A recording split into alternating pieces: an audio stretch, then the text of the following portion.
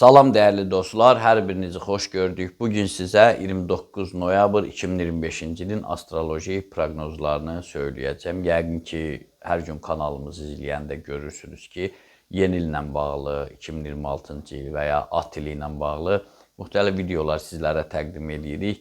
Hamısına baxın, gələn il haqqında sizdə maraqlı bir təəssürat yaransın. Tam sizə gələn ilin o necə deyərlər el arasında cikini-bikini çatdırıram ki, hazırlıqlı vəziyyətdə gedəsiniz. Yəqin ki, bizim ruhumuzun şəfası verilişinə baxırsınız. Orada da numeroloji göstəricilər bu ilin 2025-ci ilin tamamlama ili olduğunu və 2026-dan artıq yeni bir mərhələyə qədəm qoyma ərəfəsi olduğunu dəfələrlə isbatla, izahlarla sizlərə çatdırırıq. Və indi tamamlama dönəmidir, tamamlama dövrü gəlir. Və bir ay qaldı yeni ilimizə.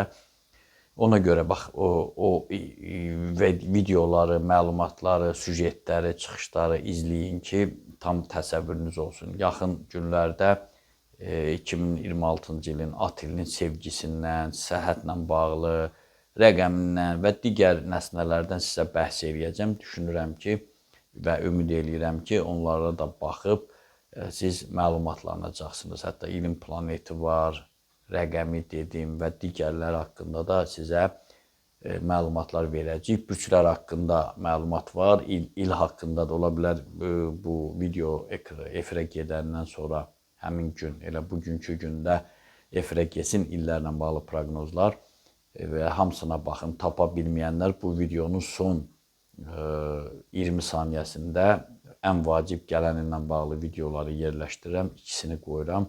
Üstündən vurub baxa bilərsiniz. Və keçək proqnozlara, görək ayrı-ayrı zodiak işarələri üçün bugünkü mənzərə, bu şənbə gününün mənzərəsi necədir? Şənbə günü də hər birinizə istirahət, səfərə getmək istəyənlərə uğurlu səfərlər arzulayıram. Böyük ehtimalla mən də bugünkü gündə Bakıda olmayacam, inşallah. Gedək. Qoç bürcü. Yaxın 10 gündə görəcəyiniz bütün işləri planlaşdırmaq, müzakirələr aparmaq üçün çox uğurlu vaxt. Özə səhər tezdən, 8-dən deyək də, səhər saat 8-dən etibarən belə aktiv olmalısınız. Ona görə bir gün öncədən dinləyib, yəqin ki, axşam tez yatarsınız ki, səhərsi günü tez dura biləsiniz. Bu istiqamətdə təcrübəli insanların məsləhətlərindən də yararlanmaq olar. Buğa bürcü. Bürcünüz neqativ kosmik ahəngə kökləndiyindən özünüzdə təpər tapıb müqəddəs işlərinizdən yayınmamalısınız. Bu həmişə olur. Mübarək insanlar, yaxşı iş görənlər, parlamağa gedən insanlar, bu da bir Allahın sınağıdır. Görsən bir pəlxəşlik qatan, insana mane olan, badalaq gələn, ləngidən, yubadan adamlar olur, yaxud da proseslər olur. Bu sizin əqidənizi, mövqeyinizi dəyişməməlidir. Bax, bugün belə bir potensial mövqedəsiniz. Xeyirxah əməllərinizi əsirgəməyin və şəxsi büdcənizə xəsislik etməyin. Əkizlər bürcü. İstirahət etməyə vaxtınız yetməsə belə, gün ərzində savab işlərinizin sayını artırmağa çalışın. Qeybətdən, dedikodudan, o qalmaqal yaratmaqdan uzaq olun. Xüsusən də böyüklərə mərhəmət göstərin. Xərçəng bürcü. Daxili narahatçılığınızın səbəbi qəlbinizə yaxın insanlarla lazımi münasibət qura bilməməyinizdir. Bu, demək olar ki, Xərçəng bürcünün ən problemli tərəfidir. Siz də bizə dediklərimizə riayət edib bu problemi aradan qaldırın. Bəlkə də sizi geri qoyan, sizin o hədəflərə çatmağınızı ləngidən bu məsələdir.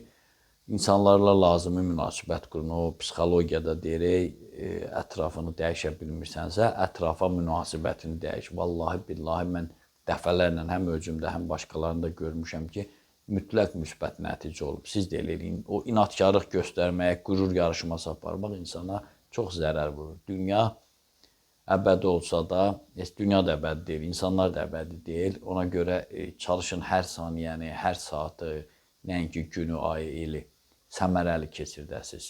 Kin bir nəfərə, bir işə kin bəsləyəndə o kin artır başlayır sən özün kinli olmağa, negativ olmağa. Bax, bunu düzəltməyə çalışın.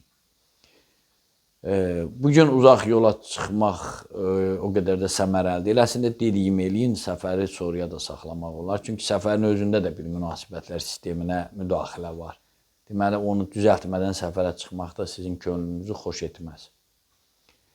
Şir bürcü. Əgər ailə sevgi münasibətlərində vəziyyət normaldırsa, digər məsələlərdə gün ərzində hər hansı bir probleminiz olmayacaq. Maddi durumunuzun da yaxşılaşacağına ulduzlar vəd verir. Qız bürcü. Günün birinci yarısında baş tutmayan bəzi cəhdlərinizə görə üzülməyin, təxminən 1-ə qədər. Çünki sonraki müddətdə onun əvəzini artıqlaması ilə çıxacaqsınız. Ağlınıza gəlməyən sürprizlərə də gün ərzində, xüsusən də günün ikinci yarısı üçün hazır olun. Tərəzi bürcü. Xoş ovqat yaşamaq istəyirsinizsə, oturaq işlərə son qoyun. Yalnız bu halda ulduzların bəxşişini görə bilərsiniz. Bugün ovqatınızı yüksəldən bir çox insanlarla qarşılaşacaqsınız. Bəzən insanlar qulaq asır, elə bilir, elə mən oturduğum yerdə gələcək. Bir özünüz də cəhd edin. Yəni, belə bir mühit var. Yeni insanlarla, biz ifadədə tam ola bilər, bəzən ifadə edə bilmirik, təsvir edə bilmirik. Yəni, yeni insanlar, müxtəlif insanlarla görüş ola bilərsə ideya verə, ola bilər həmin adamlardan kimsə elə bir təklif verə bilər ki, mövcud problemli durumdan çıxasınız. Amma bəzən astrologiyanı belə alın yazısı hesab edirlər, oturub evdə, heç ara çıxmırlar, deyir ki, yeni insanlar yəqin özləri gəlib qapını döyüb yalvaracaq ki, bəlkə sənə pul verək, bəlkə səni işlə təmin edək, problemini həll edək. Belə şey olmur. Dünyada belə şey olmur. Əqrəb bürcü. Əsəblərinizi qoruyun ki, gün ərzində qarşınıza çıxan şanslardan lazımınca istifadə edə biləsiniz. Özünüzü ümidsizliyə sürükləməyin və daxili orqanlarınıza fikir verin. Oxatan bürcü. Qarşınızda böyük işlər durur və bu təqvimdə daha çox o barədə düşünməlisiniz. Sizə kömək edə biləcəyi hər kəsdən yaxşı mənada yararlanmağa, istifadə etməyə çalışın. Ailədə isə sabitliyi qoruyun, çünki ailənin o sabitliyi, məsuliyyəti məhz sizin üzərinizdədir. Oğlaq bürcü. Əsas probleminiz insanlarla münasibəti normal səviyyədə tənzimləyə bilməməyinizdir. Bir qədər obyektiv olun. Bunu bacarsanız günün ikinci yarısında mütləq o müjdəni, onun yaxşı mənada əvəzini görəcəksiniz.